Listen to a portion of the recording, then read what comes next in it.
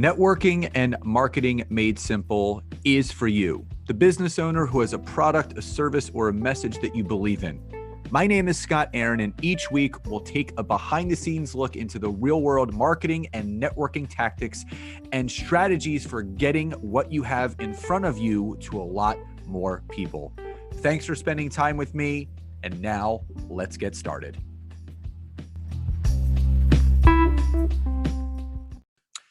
Hey, everybody, and welcome back to another episode of Networking and Marketing Made Simple. Super stoked about today's episode for a number of reasons. I know you all really look forward to these interview episodes to hear more about the people that I'm connected with and the stories that they share of how they got to where they are and what things they're up to now. The person I have for you today, I'm blessed to have her on the podcast. We go back, I don't even know how many years, 30 plus. We've known each other since we were kids. And it's like we have this reoccurring theme that we reconnect every so many years. The last time that we actually spent some time together was in Mexico a number of years ago. But, you know, we've been following each other's journeys, and she's doing some incredible things. She's got a top podcast. She's got an amazing book called Pursuing Freedom. She's a coach, she's a speaker. And I always knew intuitively that this is who she would turn out to be, because she just loves pouring into people. And she's just one of those loving, caring individuals. You're just kind of drawn to her energy. And she has another book that's in the works, but she's just doing some incredible things. And I couldn't wait to have her on this episode. And we're actually doing a pod swap. And I'm just really excited for her to share all of the things that she had to go through and grow through, as we always talk about, and failing forward. And also the fact that, you know, burnout can show up in many different ways, whether that's in lack of success or overworking or ultimate success. People don't realize that. So without further ado, Erin Bradely, welcome to today's episode. Thank you, Scott. This is so fun and so exciting. And I've loved following your journey. And it's just one of the blessings of social media, right, is that we do get to stay connected with people that have touched our heart along the way. And you're one of those people in my life. And I love seeing your success and how you're making an impact in your community and this, you know, extended world that we live in. And it's so interconnected these days, which is just really exciting. So I love it. I'm just so glad to be here. Thank you for having me. Well, absolutely. And the feeling is 100% mutual. So thank you again for being here. Now, there's a lot that can be discussed today just because we have so many touch points. But before we get into everything that's going on now with the books and the podcast and the coaching and the speaking, my audience always loves to know the backstory. So we always talk about the glory, but they don't know the story.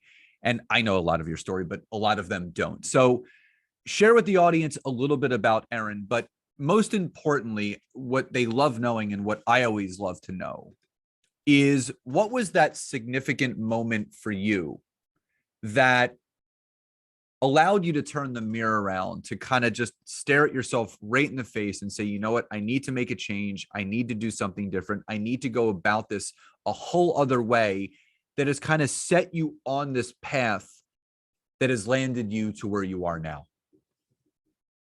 Okay, sure. So it's not a pretty story in the beginning, but I graduated college. I was the youngest of 5 kids, and every one of my siblings and my dad had all gone down the path of finance, corporate America, et cetera. So I had majored in business in college, but I really resisted the call to getting the traditional corporate America job right out of college. I wanted to travel and adventure a little bit before I settled down with my career. And you know, in my mind, at that young age of 22 years old, I thought to myself that, you know, that someday I'd like to have a family, and I hope that that's part of my future. And I don't want to spend my 20s climbing a corporate ladder, and then, you know, in my mind, to someday be a stay-at-home mom. You know, who knows what the future holds when you're 22. But point is, I got a job at Outback Steakhouse near where we grew up in Plymouth Meeting, probably much to my parents' chagrin.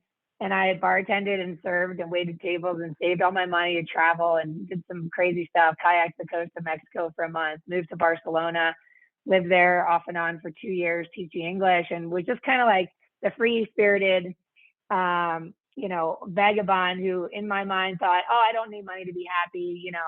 Money is the root of all evil. And I had all those negative associations and limiting beliefs around money. So when I got to Colorado on a whim in 2005, 2006, I was introduced to the mortgage business, and I took a part-time job working for a mortgage company, and I saw the owner and the loan officers that were 100% commission, coming to work in jeans and a t-shirt and then putting on a suit to go to their closing and doing yoga in the middle of the day. And I thought, this is the life for me. Entrepreneurship, freedom and flexibility. Nobody's going to be the boss of me.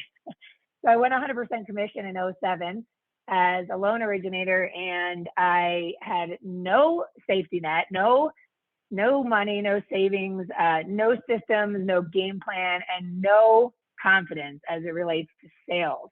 So here I was taking a role in a sales role with, absolutely abhorring the word sales. And I fell flat on my face. By the summer of 2008, I was $35,000 in credit card debt, maxed on all my credit cards, and got a referral for a client. And I had to ride my bike across town 5 miles in the heat of July to meet this client because I didn't have enough money for gas. And I got there early to let the sweat dry off and, try to be composed by the time the client got there. And unfortunately, he got there early as well. And he walked up to me and introduced himself as my credit card was being declined for a $2 cup of coffee. And I didn't know what to do because that's the card I thought had $2 on it. So I didn't want to try another card and have it be declined and have him know the truth. So I didn't know what to do. So I just lied. I was like, that's so weird. That's my debit card. I'm going to have to call the bank. And the only card I have on me. And anyway, the guy bought my coffee, and I remember feeling like this is just a failure. I'm at rock bottom. And I called my dad for advice at the time. He had been 100% commission as well and had made that transition when he was a young parent. And so, he basically asked me if I thought I was going to be good at this someday. And I said, I think I could. And he said, you just do whatever it takes then, And so I remember taking that advice, probably opening another credit card, buying internet leads, whatever that means, in 2008. And, hiring coaches, reading books, attending seminars, just like either determined or desperate. I wasn't willing to give up, and I really had nowhere else to turn because I really didn't want to go the traditional route of getting a job at this point, even though I was failing miserably at entrepreneurship. So I remember just doing taking that advice and doing whatever it takes. And so for the next couple of years, I did what the coaches told me to do, and I went through the motions and checked the boxes, and I got some traction, and I started paying my bills. It wasn't until 2011 that I read an amazing book called The Go-Giver by John David Mann and Bob Berg, and it was a total paradigm shift for me. I realized that for all these years, I had been following this antiquated sales advice on how to, go get deals and get leads. And, with hindsight, I know that I'm not alone in this pursuit of freedom and flexibility without a passion for selling to get from others, right? Like there was something out of alignment. And when I read The Go-Giver, I felt alive and awake to the idea that I can wake up every day with an intention to give more value than I hope to receive in payment, and have faith that the income will come as a byproduct of this mission to serve. And so I came up with a strategy that ultimately allowed me to more than double my business seemingly overnight from 2011 to 2012. And I started teaching that strategy in workshops to real estate companies and title companies and in the real estate space. And I found out that I wasn't alone, and others were struggling too. And this strategy seemed to work. And that's what ultimately became the content of the book, Pursuing Freedom. But in the meantime, here I was achieving success and so grateful, like so unbelievably grateful to be getting out of debt, paying my bills, and feeling like I had figured it out. But I also found myself working 24/7. And in the real estate industry, there's no off switch, right? People are looking at homes on nights, weekends, and everything in between.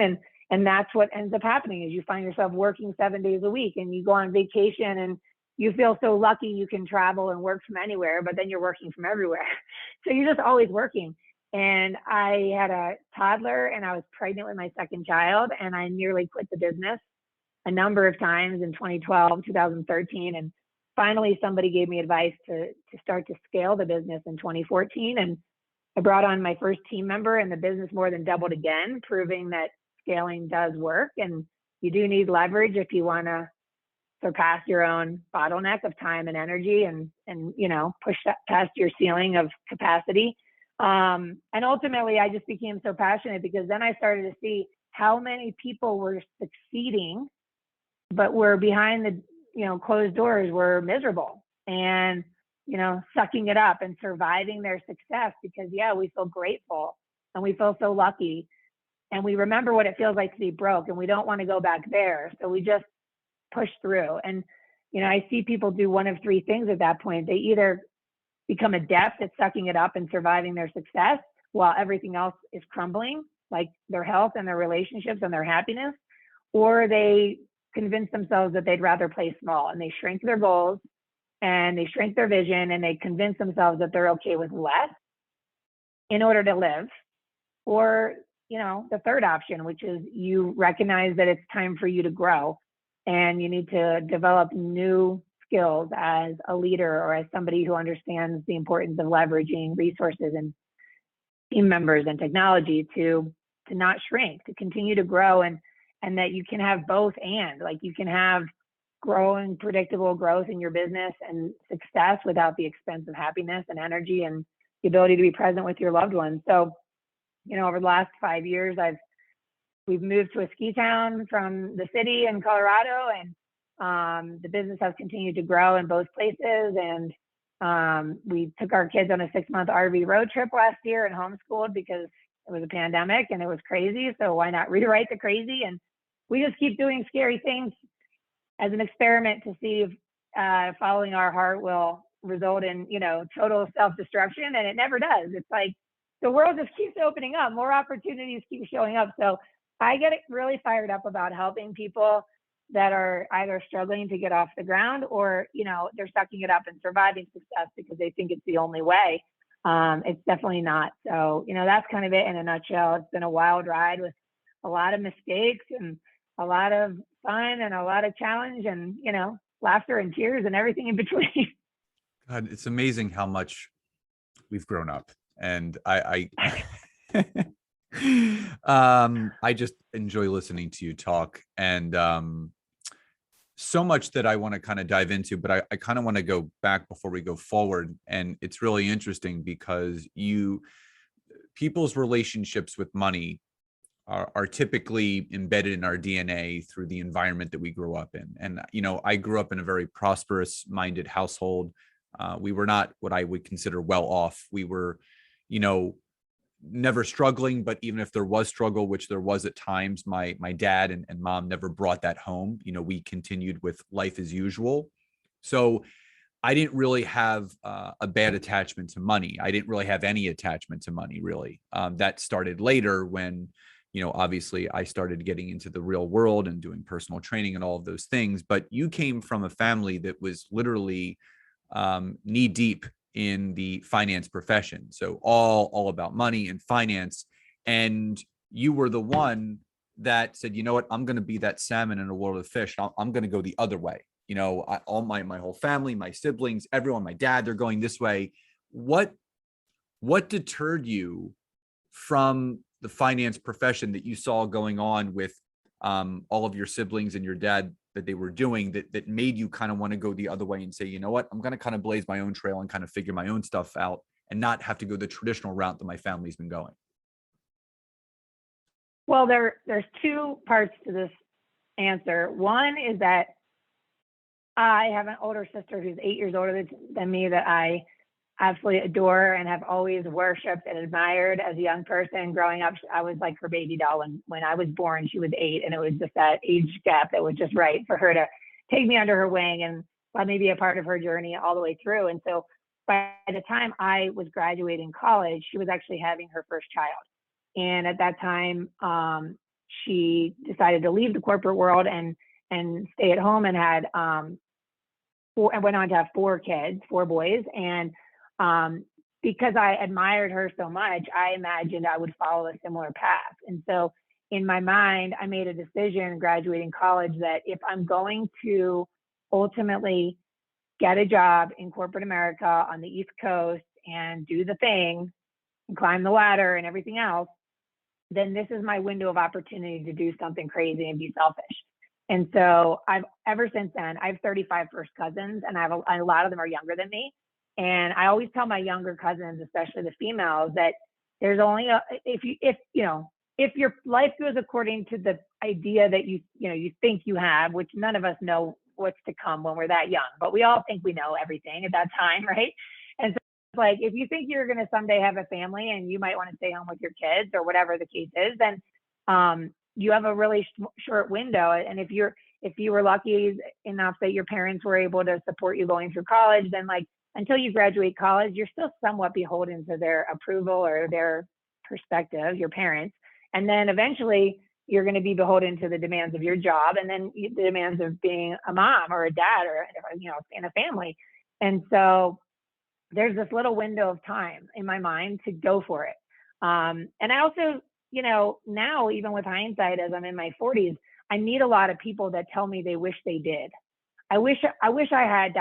when I was younger, and it only reinforces what I did, which was reckless and crazy. And I mean, when I lived in Barcelona, I was over there and realized I don't know what I was thinking, but I signed a lease on an apartment before I thought about the fact that I didn't have a job, and I also didn't have working papers to get a job, and therefore I needed to figure out how to pay rent without having a job. And I refused to give up at that point too. So maybe I've always been a little determined or desperate, but at that time I convinced my girlfriends that we could sell beers out of a suitcase at a music festival, and we filled a trash bag with ice and cans of beer that we bought for 37 cents and sold them for $1. And we just kept refilling the trash bag with ice and cans of beer until we made our rent. And we just stood on a street corner saying, "Cerveza, cerveza, una oro," selling beers. So the point is, I mean, that's why I say reckless. It was just like kind of a wild ride. And the other part of it in terms of my relationship with money is that I was in 4th grade when the market crashed and my parents were building their dream home.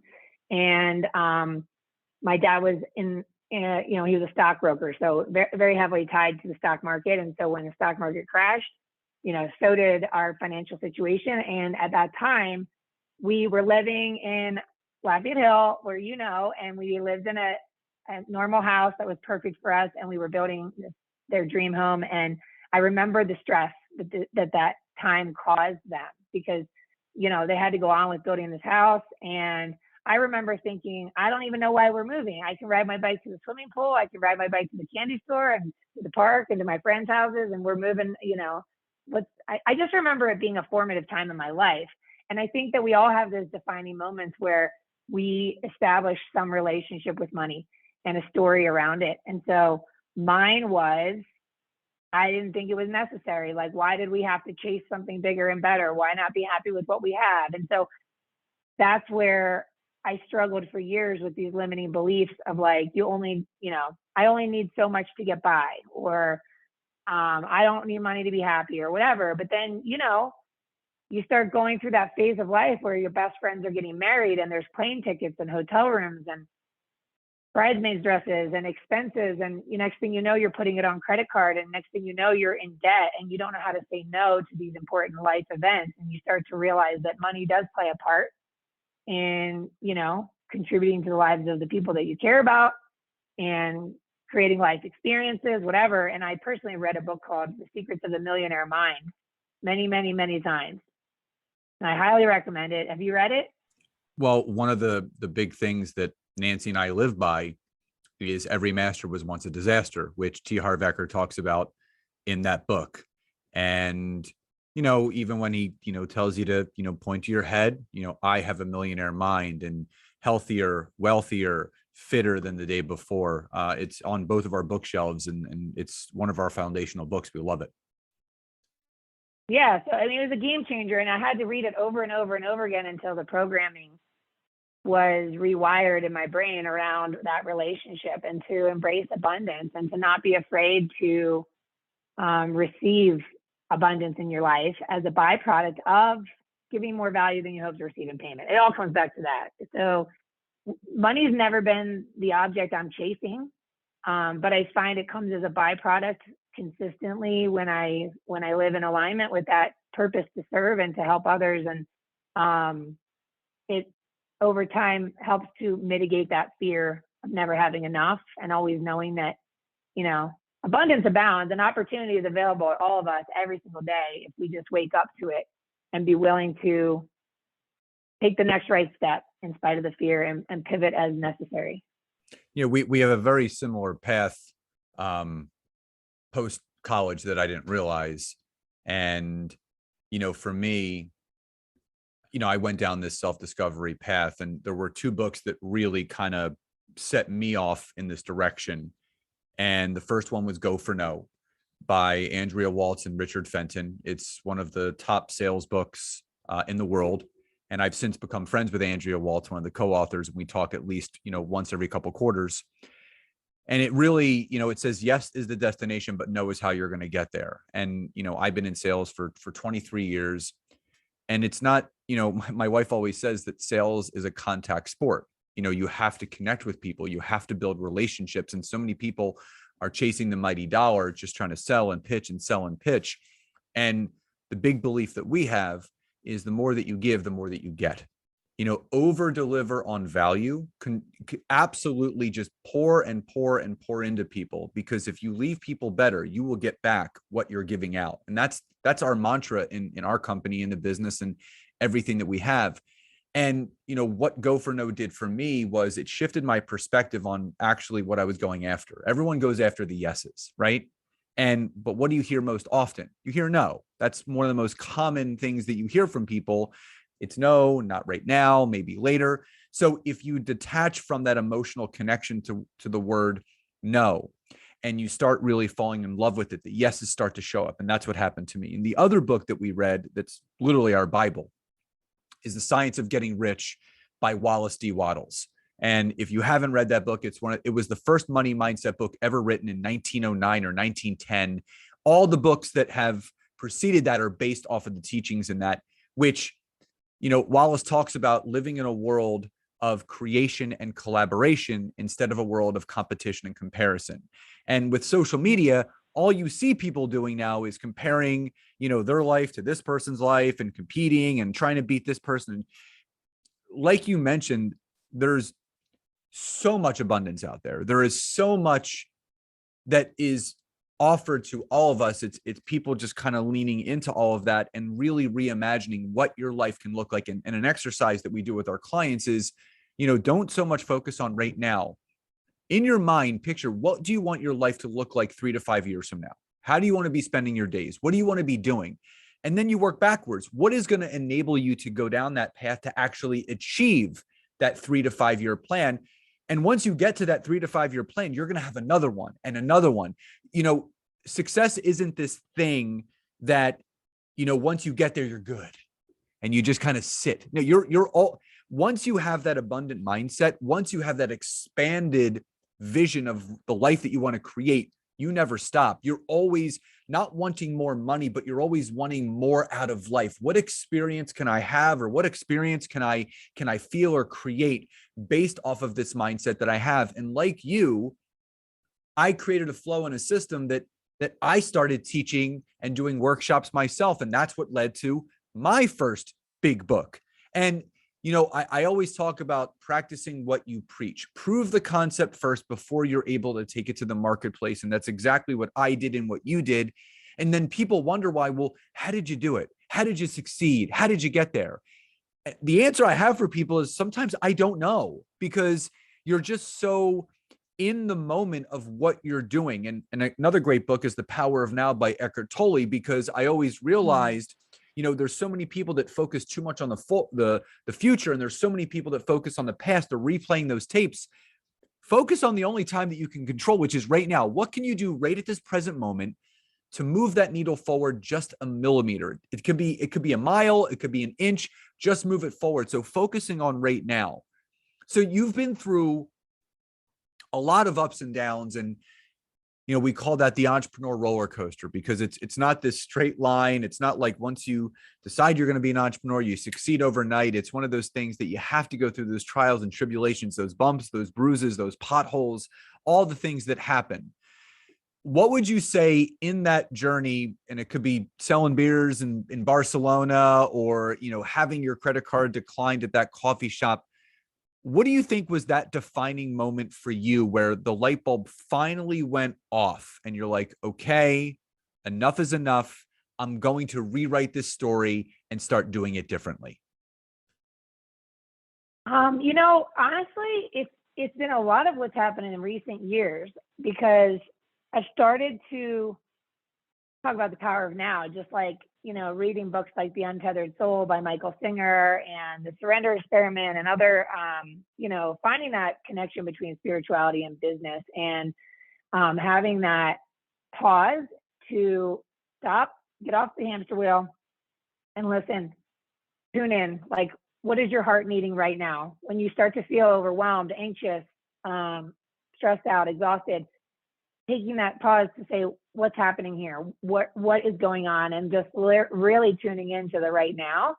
And when something doesn't feel right and your heart is trying to say something and your head instantly tries to start chattering to talk you out of why that's not realistic, that's not responsible, that's going to be too much work to have this extraordinary goal come to fruition or whatever, is to notice fear for what it is, which is just believing in an imaginary outcome in the future that's negative and highly unlikely, and choosing faith instead, which is believing in an imaginary outcome in the future that's just the opposite. It's positive. It might work out. So recognizing fear for what it is, that it's never going to go away, that nobody you admire doesn't experience fear. They've just learned to act in spite of it. And to listen, let the voice of your heart get louder and louder while trying to turn down the volume of the chatter in your brain, and to take the next right step. Just take a step forward, following my heart. And sometimes it's really, really freaking scary. And it might be saying no to certain opportunities in order to say yes to other priorities. It might be investing in myself or in my business in a way that feels really scary, to have faith that it will create results in transformation personally or professionally. It's just listening to your heart and being willing to move in that direction and let that heart be louder than the voices in your head. And the more I do that, the more I say no to certain things in order to say yes to other things, the more I see miracles happen in my life and in my business and in the lives of those I coach. And so it's deep, hard work, but it's available to all of us. And that's just my biggest thing to leave with the listeners, I guess, is that there's nobody that you admire who's achieved something you hope to have in your life that doesn't still to this day experience limiting beliefs, self-doubt, worry, fear, insecurity. It's just a matter of, what are you going to do about it? Because it's not going to go away. So just go, take action, and fail forward. So what, now what? So what, something happened. Now what are you going to do about it? And it's about moving forward. So Yeah. Something I wanted to ask you, because, during the pandemic, a lot of people were doing, different things to kind of not escape it, but to experience it. And you went on a 6-month RV road trip. And I know a lot of people that have done something similar. What was an unexpected thing that came up during that 6-month experience with your kids and your husband that you didn't realize would be a part of that whole RV journey? And what's your best tips for people that are looking to have a successful RV journey? What can they do? I can very clearly articulate my biggest takeaway is that we all live our life with ideas. And then there's the I could never, how could I ever, I can't, or all the reasons why I shouldn't, right? And I had all the same things, and we did it anyway. I would never in a million years have homeschooled. That sounds like a nightmare, but we had already done it, right? It happened when the kids got sent home in March of 2020. So we had already done it. So we were like, okay, well, we'll just do it. And we did it. And it was really rocky at first. And we questioned everything and thought, are we going to make it? And it was hard, but then we got into a rhythm with it and we were able to do it. And so it proved to me that there is no worst case scenario. Something happens and we know we can do that, right? We did something that I would never in a million years have done, and it turned out okay. and we learned a lot in the process and got closer as a family unit. And then the second thing is that I never would have dealt with getting my house ready to rent on Airbnb. We lived 2 miles from a ski resort in Colorado, and we rented the house to fund our adventures. And looking back, it was very lucrative. And it made us realize that there is no worst case scenario, in the sense of like, yes, I still run a mortgage business and a market could crash. And there's lots of fear around why we have to make hay. We have, strike while the iron's hot. The market is good. You should never take your foot off the gas when things are going so well, because someday the market might crash again. And I lived through the market crashing in '08. So I know what that's like. But it just made me realize, like, oh, well, so if everything dries up, if my business dries up or something happens, what's the worst case scenario? We get in this little RV and get on the road and do I don't know, we pivot. The point is, we're all adaptable as humans. We fear change, but we're all capable of it. And on the other side of that change and on the other side of that fear is just living proof that anything is actually possible. It may not be the conventional route, but if you have something burning in your heart, like, I don't know. I also have a if not now, when philosophy, because, we lost a lot of loved ones in our community when we were very young. We went to a lot of funerals as kids. It was very unusual how many funerals we attended when we were young, before the age of 20. And I've always had this, like, you only live once, and it's got to be some kind of balance between being responsible, fiscally, and also not holding back on those hopes and dreams, because we don't know if we're going to be here in 15 years. Waiting 65 till I'm 65 to enjoy my life just doesn't seem reasonable to me. I say, try it. And what's the worst case scenario? It's usually not that bad. Yeah. There's no negative to wanting to enjoy life right now, instead of waiting until you're 65. And the big thing for me is, life doesn't wait for you to become ready to do something, to kind of turn the tables or to flip the script or turn things upside down. And the one thing that I have a gratitude journal that sits on my nightstand. I write in it every single night. I've been doing that for the last 4 or 5 years. And Nancy and I actually got us a couples journal. It's a 3-year couples journal, and it's got every day, and it has the year, and you just write 2021. It has a random question, and then we both answer it. That way we can look back over the last 3 years where we were at that time, during that year. And, we both realize that we don't know what's going to happen tomorrow. We don't know what's going to happen a week from now. And I think there's a lot of people that do take for granted what we have right now. And there's always something to be grateful for. There's always something to find the joy in. And it's remaining present and understanding that, a lot of people think that, if I just have that success, if I make all that money, if I start living that life that I've always dreamt of living, I'm going to be more happy. And you and I both know, we know a lot of people that are very well off, and they are miserable behind closed doors. And some of the happiest people are the ones that don't have much at all, because they appreciate for what they have. And there's no straight line or specific script on what all of our lives are supposed to look like. My life looks completely different than the person next to me and the person next to them. And you really do have to think about, what are your core values? What really fills your cup? What really makes you happy? And don't wait, because, Les Brown talks about all the time that, what makes him most sad is that, some of the greatest dreams, the greatest songs, the greatest books that will never be written or never be sang are buried in graveyards all around the world, because people take those gifts with them to the grave.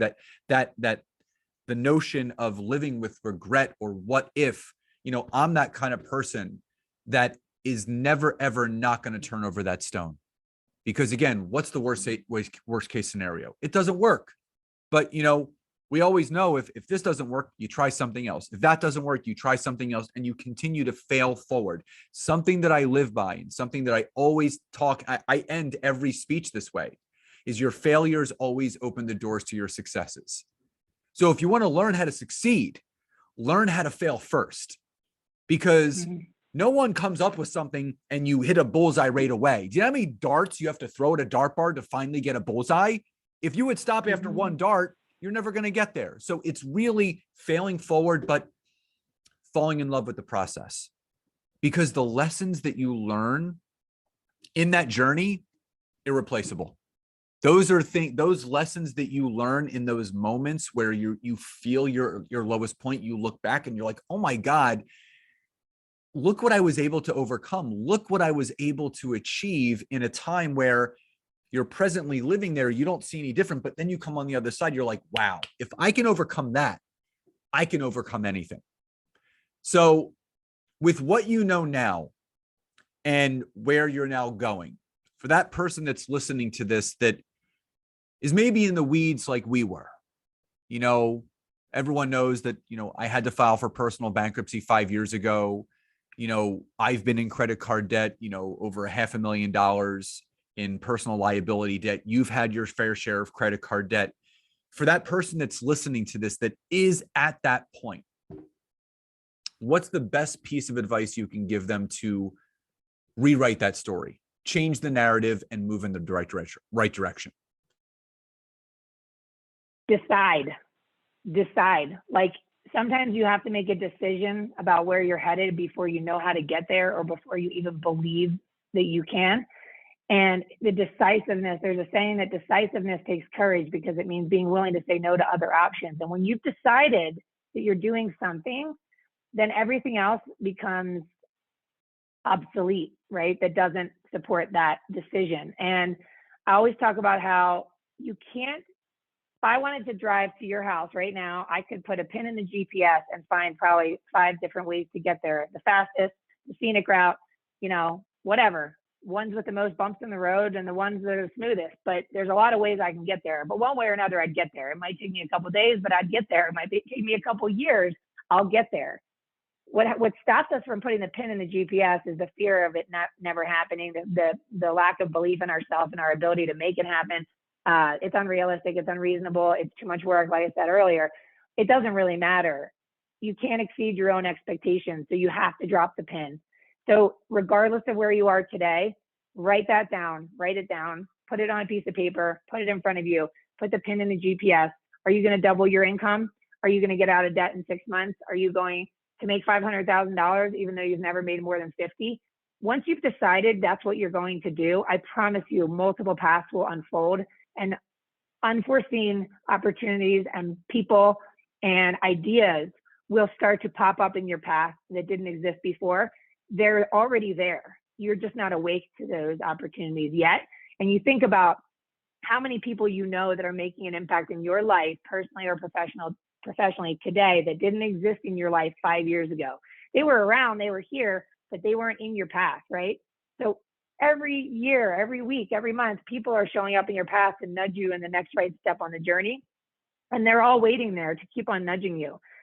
Tune into these podcasts, listen to people like Scott, find your coach, find the people that wake you up and turn the light on and give that belief to you before you have it in yourself, because everything is available to those who decide they're going to get it. Everything. Well, that leads me to my next little segment. Is I feel everyone should buy your book, Pursuing Freedom, because I think everybody in some way, shape, or form is pursuing freedom. So before we kind of wind down, tell the audience a little bit about, what you do on the coaching and speaking side, and how you help them, how you can work with them, how they can contact you, and what are you working on new today? Sure. So, it's that time of year we approach the fourth quarter, and people start looking ahead to where they want to go next year, and looking back to where they've been and where they've come from. And what I specialize is business planning workshops, but more like lifestyle design, helping you get clear on where you are, regardless of where you've been, and where you want to go. And then redesigning your business time and again. Like, at least twice a year, I work through this process of reflection, visioning, goal setting, action planning, and messaging around who I am today and where I want to go from here, regardless of where I've been. And it's a constant reevaluation, because we as humans are evolving. So our businesses should evolve alongside us. That might mean that at certain times you need to prioritize your family more in the next year than you prioritize your finances, because your pursuit of money has gotten you out of alignment with your ability to be present with the people that matter most. You might need to evaluate if your actions are reflecting your priorities. Are they truly a reflection of your priorities? or are you out of whack? It's really digging deep to who you are, where you want to go, and how your business is going to be the vehicle to support that lifestyle, not rob you of your life. And I have lots of free tools on the website, pursuingfreedom.com/resources that people can download to help them on their journey. I have an online program that guides you with video tutorials and walks you through the whole process, which you can download and have and use time and again. And then we do live group coaching and one-to-one coaching as well around this idea of consistently redesigning your business to support the dream life that you have. That's it. And what are some new things that you're working on right now? Well, we're about to be launching the Balanced Growth online program this fall. And we will also be launching our 6-month group and one-to-one coaching programs. So the goal is to help folks that are, already successful and feeling overwhelmed to really find that clarity and decisiveness and courage around how they want their business to serve their life, and how is it really working out for you, and where do you want to go from here. But folks can follow me on Instagram at Pursuing Freedom Official. You can DM me, message me through the website. I'm an open book. I'm literally just here to help people live a better life and better organize their business to support the dream you had when you started, which was some version of freedom and flexibility. So if you don't feel like you're experiencing that right now, just know that it's available to you. And Scott, me, everybody, there's tons of people out here in the world trying to help you guys unlock your potential. Just got to take that step. And for all the listeners, all the information that Erin just dropped will be available in the description of this episode. So you don't have to go too far and how to contact her, whether it's through the website, the resources, the programs, or social media. All that will be included. So Erin, final question before we sign off. What does success truly mean to you? Success to me means finding the ability to be fully present, focused, energized, and enthusiastic in every moment, living life with passion, purpose, and enthusiasm every day in every capacity, whether that's your health, your relationships, your business, your finances, just waking up to the present moment and enjoying everything that we have right now. Like, if not now, when? It's so true. I couldn't have said it any better myself. And, I've done, over 300 episodes by this point, and over 150 interviews. And I always ask that question, and not one person has mentioned it's about having a lot of money. There's success is it's a personal feeling that people have, and it's really what it means to them above everything else. And I think having the ability to be present and available for your loved ones and yourself at the same time, and suppressing any worry that's there, and really just acknowledging everything that is available to us and for us. It's a beautiful thing. So number one, it's so good to see your face. Obviously the audience can't tell that we're looking at each other, but it's so good to see you. It's been too long.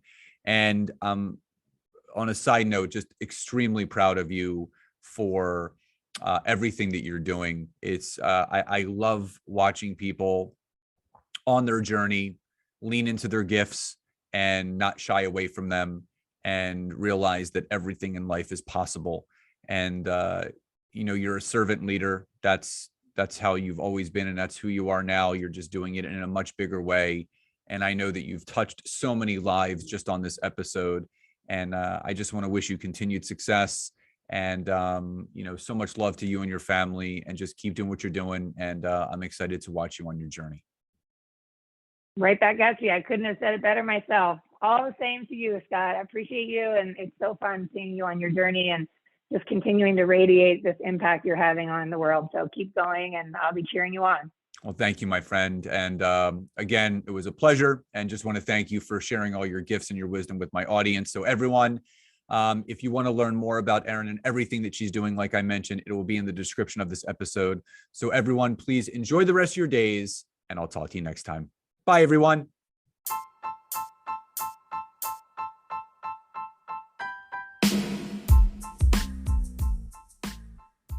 Thank you so much again for checking out today's episode. And if you are listening through iTunes, Spotify, wherever you are, please leave me a rating and review. Let me know what you loved, what you would like to see improved, or ideas you have for future episodes. And if you are interested in taking your business to the next level, don't hesitate to go to my website, www.scotterin.net, where you can schedule a free discovery call with me, where I can learn more about you, your business, what you're struggling with, and how we can work together. And don't forget to check out my wife, Nancy, and mine, our free community on Facebook called LinkedIn Leads for Life. We would love to see you in there. Have a great rest of your day.